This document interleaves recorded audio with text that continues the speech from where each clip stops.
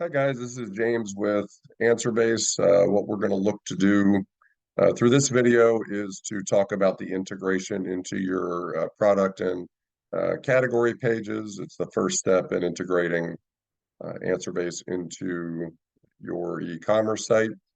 So if you click on this link in our step-by-step guide, you'll come to a full document talking about where to get our JavaScript snippet, what parameters are supported for both the product page and the category page. And the goal of this is so that you can get it into your product pages, be able to show the appropriate products, get it into your category pages, and be able to show the appropriate Q&A related to the categories. So what you're going to do here is first go into get your JavaScript snippet. Within your administration area, you will see an option under integration and Q&A widget, which is what you want.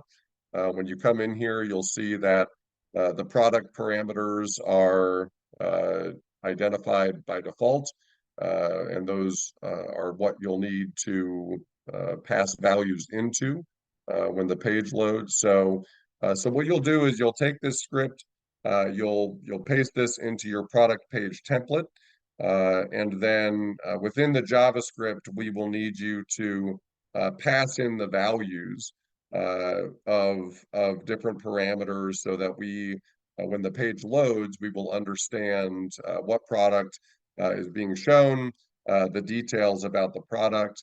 And what we'll do from there is we'll be able to show the most appropriate Q&As related to that product. When a new person asks a question, we'll know what product to associate it with. And we will also be able to recognize whether we've saved the product on our end, whether we need to update any of the information in the product parameters here on our side that we will use to appropriately lead users back to the appropriate product once they've gone ahead and gotten their answers. So that's the product page integration. You will see that there are product page parameters listed here. The external ID is really typically your e-commerce platform ID. That's just a unique value in the database that is unique to this product. Some customers also have a product SKU that you may want to communicate. It's not required. We note the required elements here. We will need the product name, the product URL, the image of the product, and this product association with the product category is highly recommended if your platform supports being able to pass that in. What that lets us know is what category that product is associated with, category or categories, and then we can basically reproduce your entire product taxonomy, which is useful for the category level integration and even the AI recommendations that we can give. So there are some other parameters here on the product side. They're not required, but they are helpful if you're able to pass those in.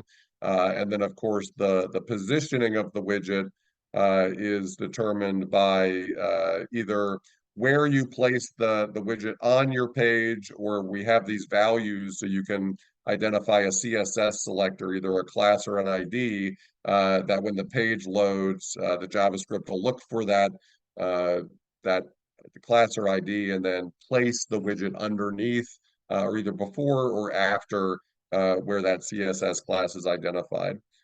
So that's the product page integration. We do highly recommend the category page integration as well.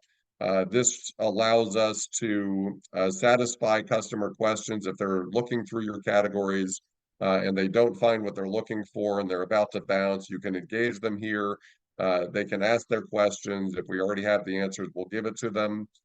For category level integration, you'll continue scrolling here and you'll see the product category parameters. You will basically remove the other parameters from the Q&A script, so you can remove the product parameters and then insert the category parameters. And here, similar to the products, we'll need your ID, the unique ID related to that category, the category title, the category URL, and then if you have an image, that's great.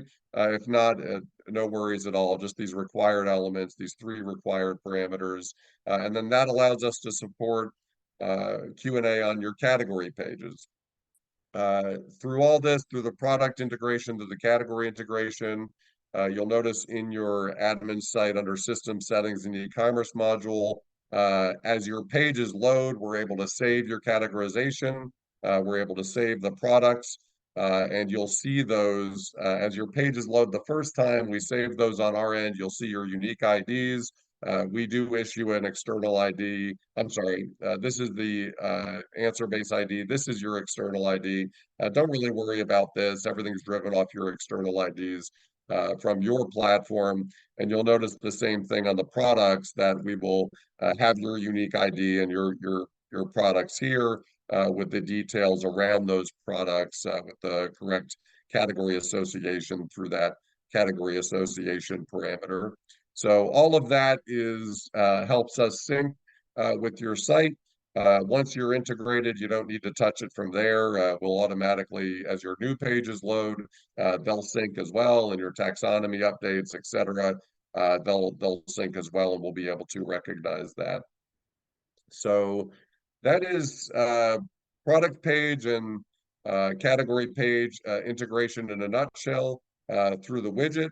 Once we have all of that information, we'll be able to do things like, have your product optimization queue and category optimization queue, and be able to produce things on the product and category level that are able to, appropriately lead customers to the appropriate products within that category. And again, that's why that parameter for managing that product association is important if you're managing the category level integration and you want those recommendations. So I hope this was helpful. If there's any other questions, feel free to reach out, and we'll look to make sure that you're taken care of.